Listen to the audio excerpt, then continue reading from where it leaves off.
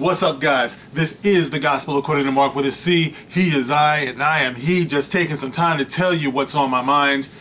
Check it out. I have been hearing a lot about this Buffy the Vampire Slayer reboot that's been coming out, or is going to be coming out, I should say. And I thought that it was very interesting because it appears that the main character of Buffy is not Buffy the Body. Y'all probably don't know who she is. Google it. No, don't. Anyway, Buffy the Vampire Slayer is going to be a sister, a black, how y'all say it, woman? Well, anyway, she's going to be a black woman. Okay, so this is kind of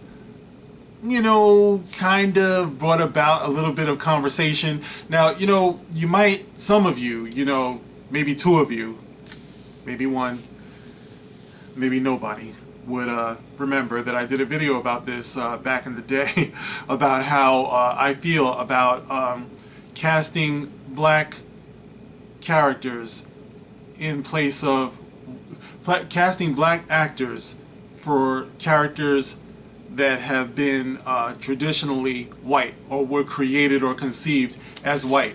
Basically, white characters in blackface is what I called it. I told you I don't agree with it. I strongly don't agree with it. As a comic collector from way back in the day, I did not appreciate when the Fantastic Four cast Michael B. Jordan, a fine actor by the way, as Johnny Storm. Johnny Storm, the Human Torch, is not a black man. He will never be a black man. He shouldn't be a black man. Michael B. Jordan did a fantastic job playing him because he's a fantastic actor. This is true, but the character is not black. He's not, and I strongly disagree with this. Okay, I'm getting hyped up now. This is something I've always believed in, okay? I believe in original characters. I believe in characters of substance, okay? So I'm not flip-flopping. This is nothing new for me. I've always believed in this. I've always felt that it's a cop-out when you take an established character who is white, or you take a character who is established as black. If they, let's say they wanted to reboot Shaft, alright, and they wanted to cast Tom Cruise, you know what I mean, as Shaft, John Shaft, you know what I mean, it wouldn't work for me. No, it's not because I am racist, it's not because I'm closed-minded, it's just that a character that is written a certain way is a brainchild. It's a baby of that person who created it. It's like their child, for a writer who conceptualized a character a certain way. There are certain characters that maybe you can get away with. For example, Samuel Jackson as Nick Fury. I didn't have a problem with that, maybe because Samuel Jackson is just so badass. He's pretty much welcome wherever he goes, you know what I mean? So, and he always is substantial in his portrayal of every character that he brings onto the screen. So, unless you're like a Samuel Jackson, you know what I mean? Or Morgan Freeman, you know what I mean? Morgan Freeman is another one of those black actors that can pretty much inhabit any kind of role.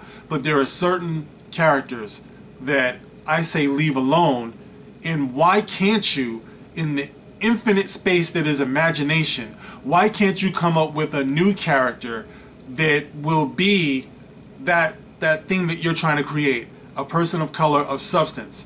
You know what I mean? Why couldn't you do that? Why do you have to take characters that are established and change their race, or change, whatever about them?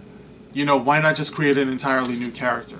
Alright, so I've been saying this forever. I've been debating this forever. And today, I finally came across an article that seems to agree with me in what I've always said.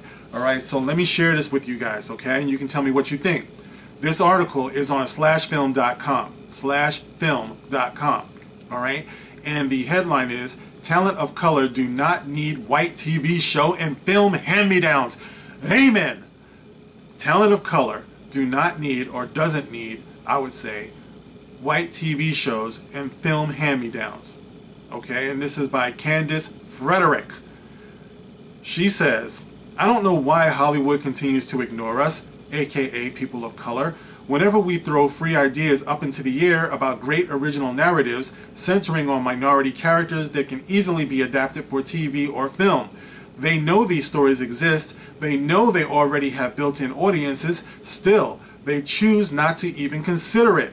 They'd rather take an already existing white film or TV show and remake it with minority actors in roles immortalized by white talent, like they're planning to do with the new Buffy the Vampire Slayer series, which will star a black actress in the title role. This is not okay. According to Friday's announcement, the new series will be written by showrunner... Okay, this is going to start jumping around. Bear with me, guys. By showrunner Monica Owusu-Breen, whose credits include Fringe and Alias, which proves she's clearly more than capable of helming a fantastic and progressive narrative. The fact that she's a woman of color also means that she may bring a sensitivity and veracity to the character as well. But this is not about her worthiness or potential to make a great series. Rather, the issue lies in the same old tired trend of remaking white shows and films with minority talent that dates back to even before The Wiz and includes Steel Magnolias, The Karate Kid, and Fahrenheit 451. What's insulting is the thought that we're supposed to be happy with whatever representation we get, without understanding that what we crave and demand goes far beyond the simple presence of a person of color on screen. It's about substance. There you go, baby. There you go, miss. It's about substance. That's what I've been saying, like, from the very first time you guys saw me on YouTube. Forced diversity is a bad thing. Alright, forced diversity is a bad thing.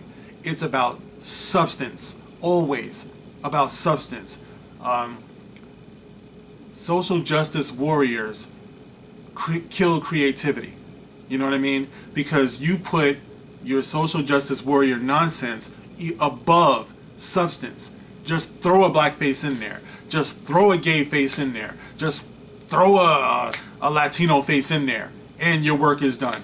Who cares about where you're going with the story and the substance and the character development? That's what's plaguing Hollywood these days. You know, one of the many things that's plaguing Hollywood. Alright, this thing is jumping around. Where is it? It's about substance. It's about the opportunity for an actor or actress of color to be able to stand on their own merit and not in the shadows of their white predecessor. It's about the importance of highlighting original stories by and featuring talent of color without presenting it through a white gaze. Trust me, if you type in Black Woman Vampire Slayer or Black Woman Sci-Fi Avenger in Google right now, you'll be able to find numerous original narratives just screaming to jump off the shelves and onto the screen. That is so true. Listen, guys, if I didn't think it would embarrass her, I would tell you who my sister is. She's a writer, she's a lawyer, she's a wife, she's just an amazing woman. I love her so much. But her writing is no joke. And she writes all types of fiction. You know, she writes zombie stories. You know what I mean? She writes horror stories, short stories. You know, and all of these stories are amazing. You know, she creates incredibly multi-layered characters. Any one of these characters I could see up on a big screen. Actually, I think it's inevitable. You know, and one day maybe she'll let me shout her out. Alright, but right now I don't think she's comfortable with that. So take my word for it, guys. She's no joke. Alright, where is it? Or just ask any self-proclaimed black nerd on Twitter to give you some examples, and you need need a notebook to jot them all down. But too often, white Hollywood refuses to see black humanity if they don't have a role in it. Oh, damn, that's heavy. But too often, white Hollywood refuses to see black humanity if they don't have a role in it. Oh, that sounds like Rian Johnson. That sounds like J.J. Abrams to me. I don't know. I'm just saying. The frustrating part is that I love Buffy. I know my sister used to watch that all the time, and my brother. They love Buffy the Vampire Slayer.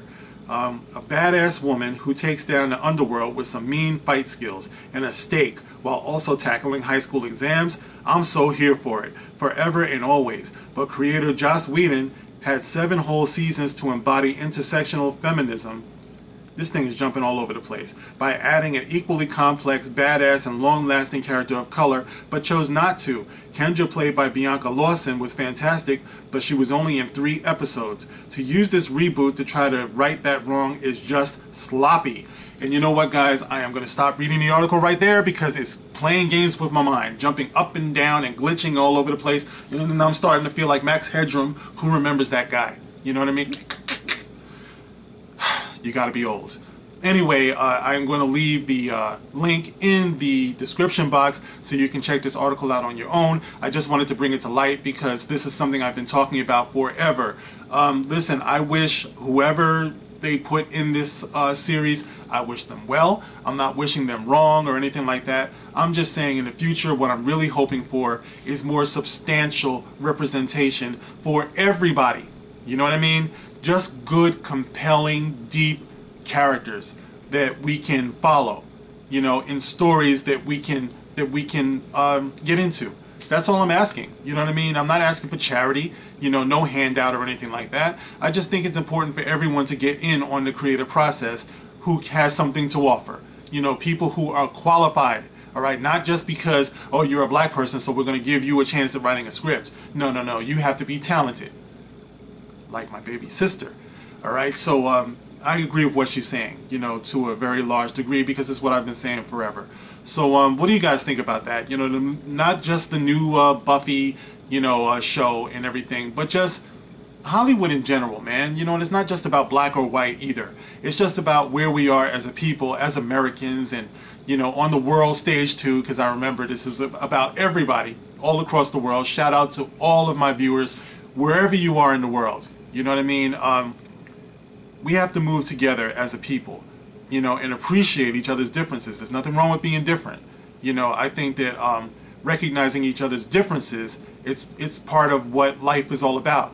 You know what I mean? I know some incredibly gifted white people in the world who have done fantastic things and have contributed so many good things to this world. They should be appreciated. They should be celebrated. They shouldn't be ashamed of who they are, not for 1 minute. And I know some fantastic black people, some amazing, phenomenal black people that I'm proud to share a heritage with, who have given so much, you know, to this world, as well as Latinos, you know, as well as Asians, you know, as well as, you know, whatever you can name, you know, Indians. You know, culture is beautiful, tradition is beautiful, diversity is beautiful when it's substantial, you know, and if we can capture that in our fiction, you know, if we can capture that in our arts and things like that, then we can finally get to that point where we can celebrate each other's differences instead of knocking each other's differences and competing with each other. Even though competition is good, there's nothing wrong with competition. You know what I mean? So anyway, that's how I feel about it, guys. I've gone on long enough. Tell me what you think about this. This is The Gospel According to Mark with a C. I'll catch you on the next one. Rock on.